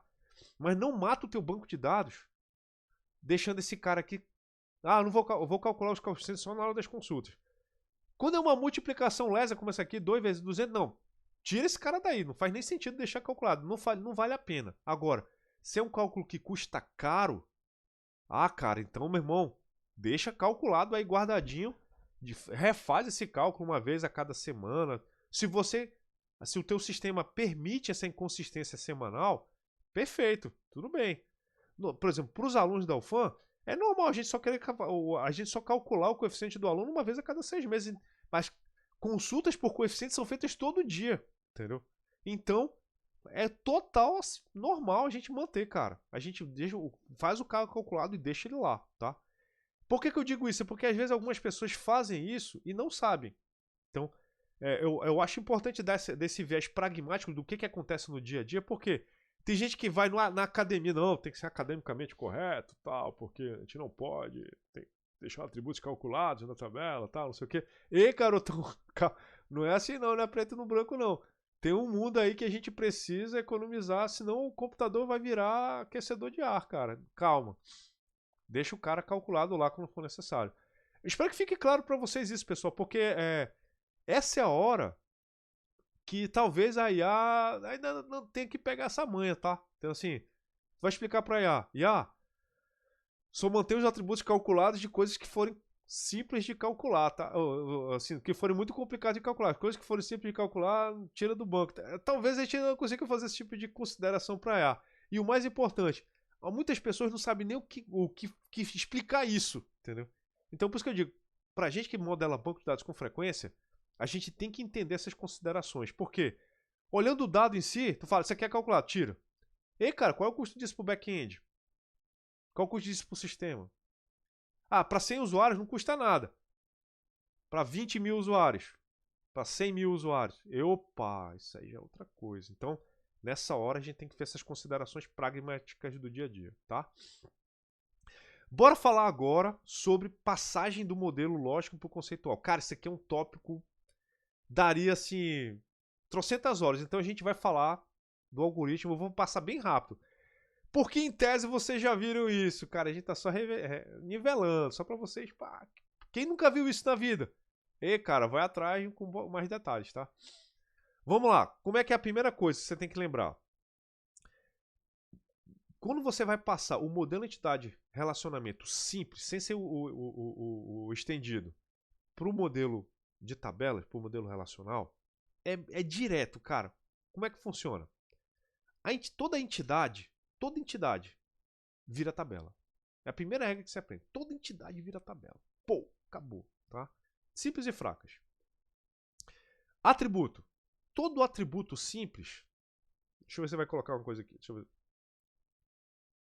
Não. A gente vai fazer um exercício já sobre isso aí. Todo atributo simples vira automaticamente, todo atributo simples vira um atributo, uma coluna na tabela. Os atributos multivalorados, já falei para vocês qual que vira, né? Atributo multivalorado não vira, ele vai virar uma tabela extra, tá? Aquele negócio todo. Então, multivalorado. Atributo composto. Atributo composto, a gente não coloca aquele que é a composição, a gente põe aquele que compõe o cara. Então a gente não põe endereço, a gente põe rua, CEP, bairro, cidade, data, assim por diante. A gente não põe o cara completo, a gente põe os compostos, tá? A composição, é isso que a gente coloca lá. E aqui a gente vai falar sobre relacionamento. Agora, pausa que eu vou pegar aqui, eu vou abrir aqui a minha aula de banco de dados normal aqui. Deixa eu pegar aqui o meu curso de banco de dados, cara. Introdução a banco de dados. Vamos para lá. Vamos lá. Modelo R. Tem um carinha aqui que eu gosto de pegar. Bem bacana, cara. Cadê? Do R pro relacional.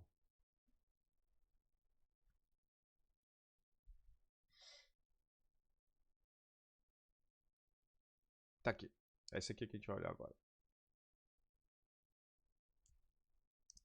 Então, a gente passando aqui as entidades fortes, né? Beleza? Então, cada tupla representa uma entidade, chaves primárias se mantêm as mesmas, atributos compostos são quebrados em vários atributos individuais, tá? Bacana, beleza. Mapeada, a entidade fraca, aquela que depende do outro, né? Cada entidade fraca cria uma relação que inclui todo mundo da entidade fraca, aí a chave primária de quem ela depende vai passar a fazer parte da chave dela e vai ser a chave estrangeira também, tá? Então a chave primária será uma mistura da chave estrangeira, que aponta para quem ela depende, para a chave parcial, que é a chave que o cara tem, tá? Esse aqui é o exemplo, ó. Tá aqui o empregado. O empregado, ele é a entidade forte. A gente tem um dependente que é a entidade fraca. Então, quem é a chave primária do dependente? É a união. Quando você vê dois atributos numa entidade sublinhados, significa que aquela chave ali é a composição desses dois caras aqui, tá? Então, a chave primária de dependente é o nome do dependente, que é a chave parcial dele, que a gente chama. As chaves das entidades fracas, a gente chama de chave parcial, porque ela identifica o cara só dentro daquele contexto lá, mas ela precisa, para ser única no sistema, estar associada à entidade forte. E aí a gente pega, ó, esse employee SSN, esse SSN que está bem aqui. Então, é a união da chave parcial com a chave estrangeira da entidade forte, tá? Então essa é a forma que a gente faz o mapeamento do cara, tá? Aí a gente faz aí assim, outra coisa que acontece, tem o mapeamento dos relacionamentos um para um. Então esse aqui foi das entidades, tal. Aí a gente viu o mapeamento das entidades, dos atributos. Então chave primária vira chave primária, atributo chave vira atributo chave, atributo simples vira atributo simples, atributo multivalorado vira uma nova tabela, que a gente já viu. Atributo composto, a gente tira a composição e pega só quem compõe. Relacionamentos. Quando o relacionamento é um para um, aí vai começar as nossas considerações. O que acontece aqui? Esse aqui, o relacionamento a gente sempre define se ele é 1 para 1 ou 1 para N, baseado na cardinalidade máxima do relacionamento. Então esse aqui é o relacionamento 1 para 1. Mas olha a característica que está rolando aqui. Vamos abrir aqui de novo agora. Vocês estão percebendo que a cardinalidade de participação, aquela que diz se o cara é obrigado a participar, é 0 dos dois lados? É 0 dos dois lados. Pô, beleza. Significa o seguinte, ninguém é obrigado a participar da relação do outro aí não. Tá? Então, o que a gente faz nessa hora? Você vai escolher o cara que vai ter menos. Vamos supor aqui. Aqui são os alunos e aqui são os notebooks. Então, o aluno pode ter um notebook para trabalhar. Beleza. Os notebooks são obrigados a ter alunos? Não. O notebook está disponível. Pode ter notebook que ninguém vai usar. E tem os alunos aqui que podem usar notebook. Eles são obrigados a usar? Não, pode usar se quiser. Mas a gente vai ter 20 mil alunos e 100 notebooks. Faz sentido tu colocar a chave primária, a chave estrangeira de notebook aqui em aluno? Não faz sentido. Porque tu vai ter 20 mil nulos. 20 mil nulos. Aí tu vai ocupar só 100, no máximo. Os outros 19.900 chaves vão estar lá desperdiçando espaço, sendo nulas. É mais fácil você deixar aqui a chave primária do aluno, entendeu? Por quê? Vai ser só 100. 50 alunos só. Você vai desperdiçar 50, mas no outro tu vai desperdiçar 1.000, cara. 19.900, cara. Então, assim, quando a participação não é obrigatória em nenhum dos lados, você escolhe o cara que tem menos. Legal? Simples. Bacana demais. Professor, se a participação de um dos caras for obrigatório, aí tu coloca no cara que é obrigatório. Se todo notebook tem que ter um aluno, no aluno. Se todo aluno vai ter que ter um notebook, aí tu, obviamente tu sabe que aqui vai ter uma quantidade de notebooks igual ou maior, tá? Então é obrigatório. Tu não tem conversa. Tu põe um cara lá. Esse aqui é o ponto, tá bom? Professor, aqui que acontece aquela brincadeira que eu comentei ainda agora. Vamos supor que fosse obrigatório dos dois lados. Um é obrigado a ficar com o outro. E é um para um só. Faz sentido essas relações estarem separadas? Não. O ideal seria tu transformar ela numa... desnormalizar, transformar ela num cara só, tá? É o que a gente chama aqui, ó. A primeira a gente chama de chave estrangeira. Que aí você escolher como é que ela vai ser mapeado. Um vai ter a chave apontando para o outro. 2 é você fazer o merge. Isso é obrigatório. O 3 é um cara que, assim, eu não gosto muito dele não, mas tem lugar gente que usa. É o aluno apontar para o notebook e o notebook apontar para o aluno. Tá? Tem sistema que talvez exija isso. Entendeu? Os alunos são muito grandes, os notebooks são muito grandes, eles não são usados com muita frequência, mas assim, qual é a hora que você usa cross-referência? Vamos supor que você está fazendo muita consulta no aluno, tá? E você precisa do notebook, mas você não quer os dados do notebook, você realmente precisa do serial, você não precisa do notebook. Cara, mas se você colocou a chave do aluno lá no notebook, toda vez tu vai ter que ir lá em notebook e fazer a consulta para puxar o serial daquele aluno. Mas professor, cara, eu só vou precisar do serial sempre, cara. O que faz? Não vai ter muito nulo. Então faz com a referência. Põe o CPF do serial do notebook no aluno, tá? Então, cada um desses caras aqui, eles podem ser utilizados e vão variar o uso deles de acordo com o dia a dia do sistema, tá? A forma acadêmica correta de fazer é usando esse cara aqui. Esses outros dois aqui aparecem quando a pessoa já tem experiência e ela identifica, cara, esses caras vão estar sempre juntos. Eu sempre vou puxar eles juntos, eles nunca vão estar separados. E eles nunca vão estar. Ele tá sempre preenchendo os dois caras, mas quando eu puxar um, vai puxar o outro. Merge. Entendeu? 2. Não. Esse cara aqui, toda vez eu processo dessa chave, mas a chave tá lá do relacionamento tá lá na outra entidade. E a outra entidade é grande. Toda vez eu vou ter que ficar puxando lá. Não, cara, faz o seguinte. Põe a chavezinha aqui, faz com referência. Só que tu tem que lembrar, toda vez que tu fizer uma alteração, tu tem que lembrar de atualizar os dois caras. Entendeu? Esse aqui é o ponto todo. É por isso que eu gosto de falar o seguinte, banco de dados, cara, tem muita nuance de que quem não está acostumado costuma errar feio, entendeu? E costuma matar o desempenho de um sistema inteiro por causa do banco, por não saber fazer uma boa modelagem de banco. Tá? Então, quando o relacionamento é um para um, tem todo esse cara aqui para fazer, tá? Chave estrangeira, esse aqui eu acabei de falar, fazer o merge, falando com a referência, tá? Que é uma referência para etapa de vantagem. Uma nova relação criada já no João Extra. Já era, então beleza. Mapeamento 1 para N. Mapeamento 1 para N, galera, é o seguinte. A cardinalidade máxima tá aqui. É N de um e um para o outro. Aqui, galera, a gente não tem opção. A gente é obrigado a botar a chave estrangeira no cara que é 1.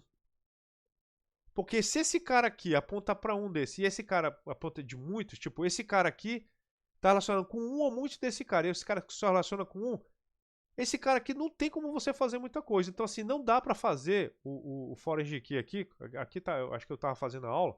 Então, o que quer dizer aqui? A relação A se relaciona com um ou com muitos do cara da relação B. Mas o cara da B só se relaciona com um daqui. Como esse cara se relaciona com muitos, não faz sentido eu tentar botar assim, a quantidade de caras que esse cara se relaciona. Eu não sei, pode ser 1, pode ser 5, pode ser 10. Mas como esse cara aqui obrigatoriamente se relaciona com um aqui, então tu põe a chave estrangeira de A nele. E é assim que fica, ó, no esquema relacional. No A, aqui no B vai ter o foreign key de A, aí ó, B, foreign key de A, aponta para a chave primária dela. Tá? Professor, tem alguma consideração para fazer sobre esse cara aqui? Tem. Mas na verdade, não é sobre esse cara. É também sobre o cara lá na frente. Mas a gente vai falar já já. O que acontece? Tem situações em que você talvez não devesse fazer esse cara aqui, cara. Por quê? Porque é o seguinte, vamos lá. Você às vezes não quer que o relacionamento, tipo, você não quer toda vez, vamos supor que essa tabela B aqui fosse uma tabela bem grandona, cara. Tem um monte de dado nela, tá? E ela é gigante, cara, gigante. E você vai fazer algumas coisinhas que você não quer pegar, você não vai usar os dados da tabela toda, você quer usar só o dado do relacionamento para pegar uma compra, um ID, alguma coisa tal. Então, às vezes, para evitar de ter que ficar manipulando o dado muito grande para cima e para baixo, tal, principalmente se você está trabalhando com banco de dados na web, faz sentido você isolar o que é relacionamento do que é dado da entidade. Faz muito sentido, tá? Então, nessa hora, talvez a gente usasse uma estratégia diferente, que é a estratégia de você usar uma relação de relacionamento. O que eu quero dizer? Aqui no exemplo está dito que a relação é obrigatória, tá? Mas vamos supor que esse relacionamento aqui não fosse obrigatório. Ele fosse assim, ó. Opa. Fosse 0 e 0. Tá? Então, esse cara aqui pode se relacionar com um desse, e esse aqui pode se relacionar com nenhum ou com muitos desses. Então, o que acontece? Esse cara aqui, esse FQ aqui, às vezes podia ser nulo. E às vezes podia ter muitos nulos. Tipo assim, esse cara aqui, a maior parte deles é nulo, porque eles não são obrigados a se relacionar. Entendeu? Esse cara aqui pode ter, mas não tem nada nele, porque a chave vai para esse cara aqui. Quando isso aqui acontece de, pô, é raramente. Tipo assim, pô, raramente vai ter um relacionamento aqui. Então, vamos supor que eu vou colocar aqui, tipo, esse aqui é o projeto PIBIC e tem os alunos. Eu vou falar PIBIC porque tá dentro do meu universitário, vocês estão na universidade e a gente entender melhor, tá? Então, assim, os alunos, o PIBIC vai ter muitos alunos, mas o aluno só pode ter um PIBIC, vamos supor, tá? Aí tu vai colocar assim, tipo, pô, o PIBIC, eu quero saber todos os alunos que fizeram o PIBIC. Tu não vem aqui no PIBIC, porque o PIBIC está relacionado com muitos alunos. Tu vai no aluno. O aluno vai ter que ter a chave do PIBIC lá, do projeto que ele participa. Legal. Só que, cara, tem 20 mil alunos e só tem 50 PIBICs por ano. Aí tu vai ter o quê? 19.950 chaves nulas aqui. Quando isso acontece, isso aqui não é legal, de forma pragmática de fazer. Então o que você faz? Você vai criar uma tabela só para o relacionamento, como se fosse uma tabela N para N, que é esse cara aqui que a gente vai ver agora. Tá? Então o que significa? Essa tabela N para N é uma tabela, é uma relação que aparece para representar relacionamentos. Tá? Qual é o legal desse cara aqui? Esse cara aqui, ele pode ser usado tanto para relacionamento 1 para 1, quanto para relacionamento 1 para N, quanto para relacionamentos N para N. Tá? Quando é que você deveria usar esse cara aqui? Esse cara aqui é obrigatório, não tem conversa. Ele é obrigatório quando a cardinalidade é N de um lado e N de outro. Exemplo. Um cara pode alugar um carro, aquele exemplo da locadora, né? Um cliente pode alugar um carro. E um carro pode ser alugado por muitos clientes. Então, as informações da locação não vão ficar no cliente, não vai ficar no carro, vão ficar numa tabela chamada alocação, que vai ter a chave estrangeira do cliente e vai ter a chave estrangeira do carro e aqui os dados da alocação. Data da alocação, atraso, valores, aquele negócio todo. Então, esse cara aqui fica isolado dos relacionamentos, esse cara fica isolado, aqui fica a chave dos caras, tá? Então, o que que acontece? As outras abordagens anteriores podem ser feitas desse cara aqui. E esse cara aqui, ele tem uma característica interessante, dependendo da forma como você vai modelar. Ele torna o teu sistema robusto a ponto de evitar muito refactor. Vamos supor, aconteceu isso lá no meu no hands-on passado, um dos hands-on passados, que os alunos estavam fazendo um sistema de venda de tickets, tá? De venda de ticket, tá? De eventos. Tipo, a gente foi tentar fazer tipo o clone do Ticketmaster para os alunos praticarem. Aí o que aconteceu? Primeira regra lá, cara, para fazer compra, né? Fazer compras.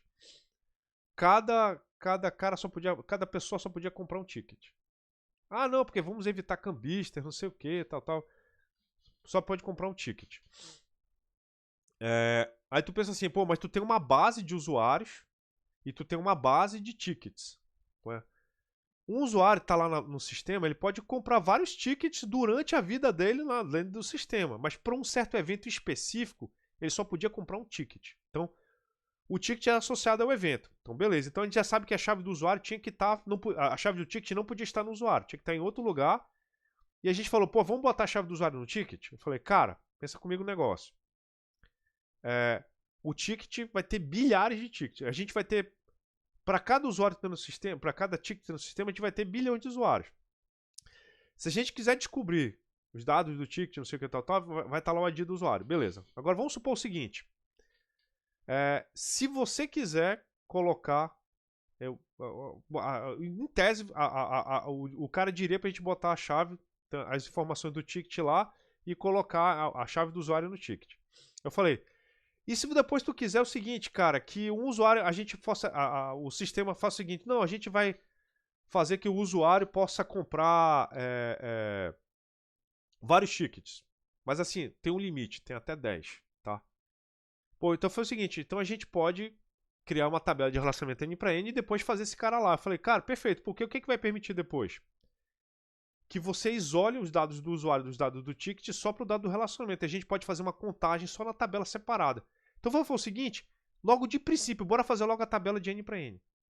Então esse cara aqui, em tese, no mundo pragmático, ele já deveria ser considerado como a primeira opção. Depois você avalia, cara, faz sentido eu manter só numa tabela? Faz sentido juntar as tabelas?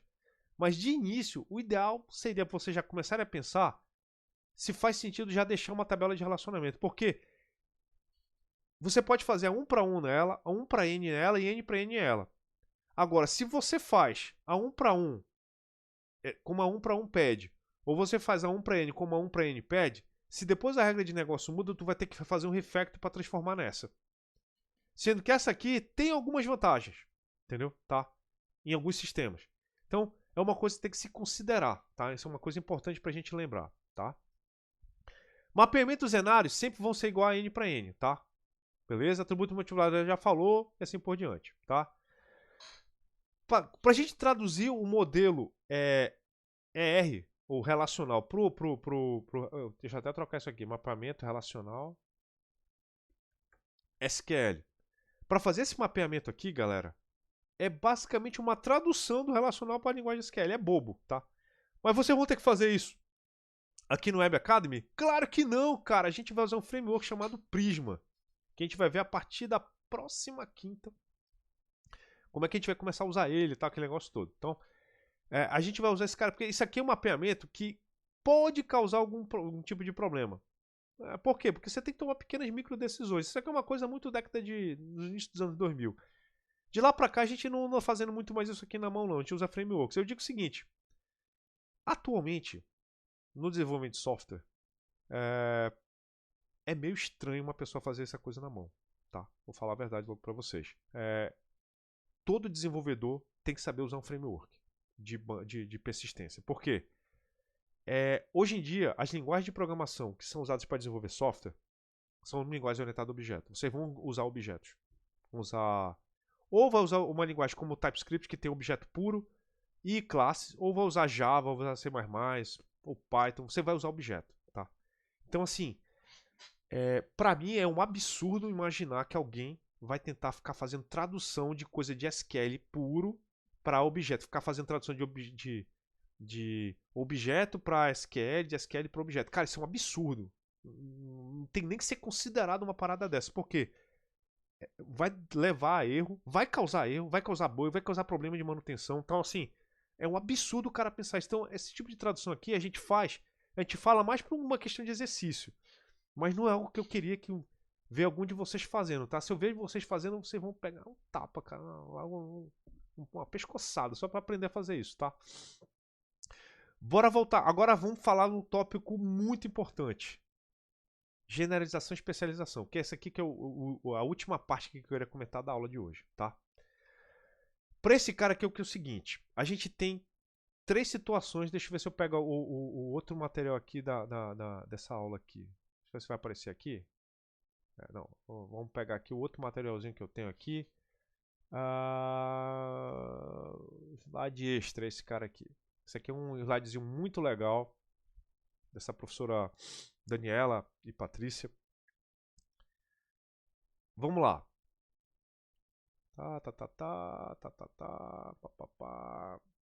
Especializações, tá. Vamos lá. A gente tem... Lembrando, em banco de dados a gente tem 3 tipos, a gente tem as especializações. Em banco de dados e especializações, como é que a gente coloca no banco de dados? Elas têm essa característica aqui, ó. A gente tem a entidade, que é a genérica, e tem as especializadas, tá? Então é igual a orientação a objeto, igualzinho. Por isso que eu tenho que falar, vocês têm que saber um pouquinho de orientação a objeto pra gente entender aqui, mas é a forma como a gente descreve, tá? Quando tem esses 2 pauzinhos aqui, o que eu quero dizer? Que esse cara aqui, ele é abstrato, ele não existe. Tu tem que ser um carro, um veículo ou um SUV. Se tivesse só uma linha, significa que esse cara poderia existir. Você poderia ter a classe abstrata, se a gente estivesse fazendo programação, tá? Beleza. O que significa esse D? Significa disjoint. Significa que um veículo não pode ser ao mesmo tempo carro, truck ou SUV. Ou ele é um ou é outro. Disjoint significa separados. Então, o que eu estou vendo aqui? Ele está dizendo que aqui tem uma especialização de veículo, que é obrigatório, significa que não existe veículo de forma abstrata, e que o veículo ele tem que ser ou carro, ou truck, ou SUV. Ele não pode ser mais de um ao mesmo tempo. Não é herança múltipla. Ou então, assim, ele não pode ser uma mescla desses caras. Agora, vamos supor que aqui tivesse um Ozinho, um O. Chama-se overlap. Significa que aqui um carro poderia ser, ao mesmo tempo, ter os atributos de carro e ter os atributos de SUV. Tá?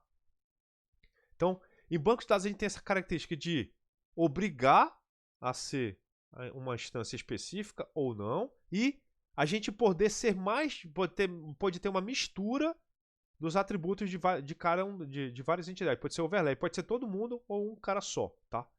Lembra, galera, isso aqui é uma coisa que a gente vê em curso de banco de dados, tô querendo só lembrar para vocês, tá? Quando a gente tem esse tipo de coisa aqui, aí a gente vai mapear para o esquema relacional. A gente tem que tomar alguns cuidados. Vamos voltar lá para a gente ver que cuidado a gente tem que tomar, tá? A primeira coisa que a gente tem que ver, cara, professor, se a entidade que a gente vai mapear, ela for abstrata, tipo servidor, eu não posso ter só servidor. Ele é obrigado a ser funcionário e professor. E, cara, esses caras aqui, a única diferença deles é o tipo. Os atributos são igualzinhos, os atributos estão todos no cara abstrato. A única diferença que tem é realmente ele ser diferente, é um funcionário e professor. Não faz sentido criar uma relação para cada um deles. Você tem que criar uma relação única. Eu chamo de tabelão ou relação universal. O que você vai fazer? Você vai colocar... O domínio desse atributo aqui vai ser um código. F para funcionário e P para professor. Entendeu? O ideal é você criar aquele tipo enumerado, aquele tipozinho, você cria um tipo personalizado que tem os valores possíveis que aquele cara vai ter. Aí você usa ele lá, tá? Então, é indicado para generalização parcial e subclasse sem atributos. Eu poderia dizer assim, até para subclasse que tem poucos atributos. Você consegue tolerar, tipo, um cara que não tem atributo e outro cara que tem vários. Mas esse cara que tem poucos atributos, ele mal acontece. Acontece poucas vezes. Tipo, vamos supor que tivesse 15 mil funcionários e 100 professores, tá? E professor tivesse pouco atributo. Cara, vale a pena. Não vale, não. O ideal é o seguinte, se você consegue fazer a modelagem e o uso dela te leva a ver que você vai ter pouco nulo, tenta evitar join, cara, de tudo que é jeito. Então, tu transforma esse cara aqui na tabela única. Segunda abordagem. A segunda abordagem é você criar um cara somente, porque, desculpa, você criar uma tabela para todo mundo, entendeu? Para entidade genérica e para cada uma das especializadas. Quando que isso aqui deveria acontecer? Quando todo mundo tem atributo e esse cara aqui, ele pode ser instanciado sozinho. Tipo, você pode ter só um servidor. Se você tem um cara que pode ser só um servidor, ele não é obrigatório ser especializado. Ou tem uma quantidade de atributos relativamente bom em todo mundo, e esses caras são equilibrados no banco.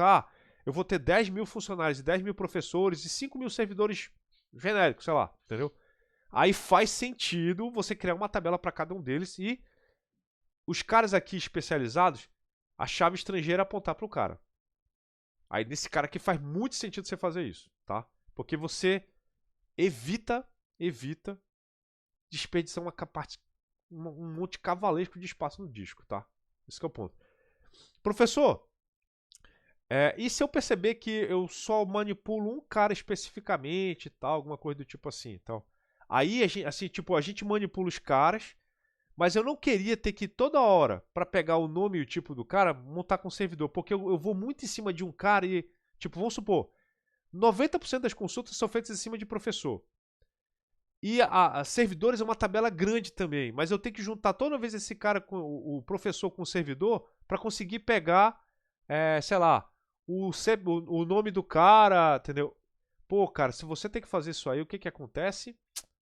Você vem aqui e você vai criar somente para entidade especializada, tá? Supondo que não tem um cara genérico, tá?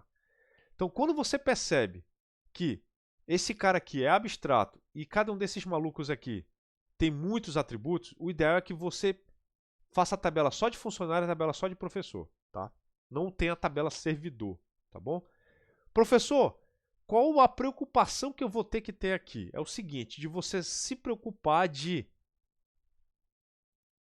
caso você não possa ter funcionários que sejam professores, esses CPFs aqui nessa tabela não pode aparecer nessa. Aí você vai ter que fazer um check externo, tipo, ó, eu vou inserir um professor, ele já é funcionário?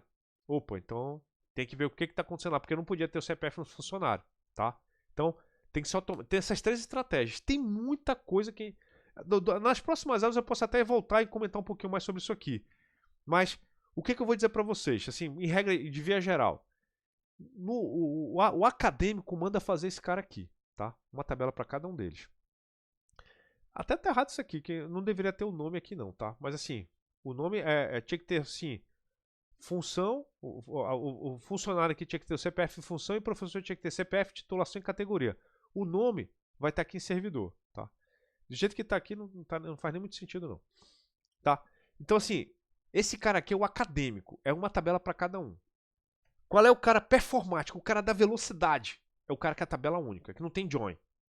Mas qual é o custo dela? Nulo. Se esses caras aqui de baixo tiverem muitos atributos, tu vai criar uma tabela esparsa e isso é péssimo para o banco de dados. Péssimo para mim, seu mínimo, tá?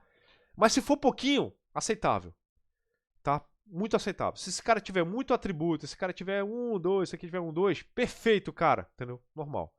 Professor, quando acontece esse negócio aqui de a gente ter um cara com muitos atributos e a galera aqui com pouco, quando esses caras aqui, eles são criados de forma depois, tipo, você modelou o sistema, e fala, cara, esses caras aqui, tem um cara que ele é especial, ele é professor, o atributo, ele tem um atributo, mas não, ele é só o professor, entendeu? Mas ele tem o mesmo atributo de todo mundo, tá? Então, isso aqui acontece quando o sistema todo é modelado com esse cara aqui, esses caras aqui aparecem como uma abstração, mas não tem atributos deles, tá? Quando é que esses dois caras aqui acontecem? Tipo, o cara que tem uma tabela para cada um e uma tabela só para os caras. Eu digo que esse segundo aqui é o mais comum, que é você modela um sistema inteiro, aí você identifica que tem os atributos funcionários, aí você tem os atributos os professores. Aí você olha, cara, professor e funcionário tem um monte de atributo em comum, né, cara? Pô, aí alguém acadêmico fala, não, temos que juntar ele nos servidores, tal, não sei o quê. Tudo bem, no sistema pode até estar assim, mas no banco, o ideal é eles continuarem separados, tá? Por uma questão de performance, tá? Por uma questão de performance, tá? Então, são considerações, tá? Não é regra, não é regra. Conceitualmente falando, o mais certo é esse cara aqui. É uma tabela para cada um. Esse cara aqui e o outro cara aqui são considerações que a gente faz na modelagem durante pô, ele tá olhando como é que o sistema funciona, como é que vai ser a vida dele. Se olha outro sistema parecido, como é que acontece a dinâmica, aí você consegue otimizar, tá? Mas idealmente isso aqui acontece durante a sessão de modelagem que você vai discutindo com as pessoas, aí você escolhe. Por quê, galera?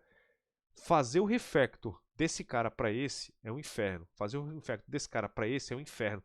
Mudar de um cara para outro é um inferno. Então, assim, isso aqui é uma coisa que tem que ser muito bem pensada na hora que você está fazendo a modelagem do banco. Por isso que eu digo que é um passo importante saber fazer um bom modelo de banco de dados quando você está desenvolvendo um sistema web, tá bom? Vamos continuar aqui no nosso... mas já terminou, tal. Esse exercício aqui a gente pode até fazer na próxima aula. Ele na sala de aula com vocês aqui direitinho. Mas vocês já vão ter a tarefa de vocês, cara. São 10 horas, vocês já estão mortos já. Qual vai ser o laboratório de hoje, galera? Então, vocês vão fazer o exercício do hotel, cara. Um dos grandes clássicos. O hotel, esse cara do hotel, ele tem uma característica muito importante desse exercício, que é um negócio chamado agregação, cara. Eu só vou falar. Quem for atrás vai saber o que é, tá?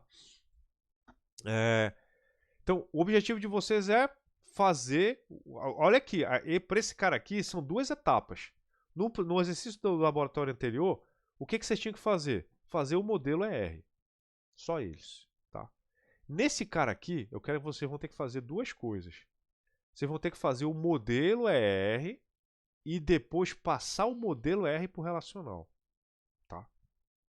Professor, eu posso fazer que nem os seus alunos de banco de dados, que eles faziam o modelo ER, aí depois faziam o esquema relacional, aí depois inventavam uma fórmula para levar o modelo relacional que ele tinha feito. Cara, não.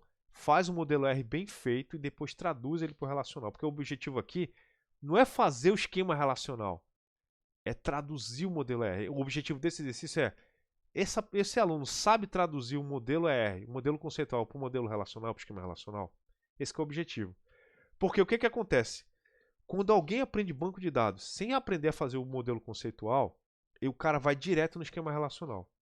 Ele vai direto, entendeu? E o mais engraçado, ele sabe fazer o esquema relacional legal, às vezes, mas ele não sabe como traduzir um modelo conceitual para o esquema relacional. Aí ele faz um cara aqui que não tem nada, assim, o modelo conceitual dele é um banco e o esquema relacional dele é outro banco que não tem nada a ver, são dois caras completamente separados. Isso o que mostra para mim? Que a pessoa não tem maturidade nenhuma de modelagem, entendeu?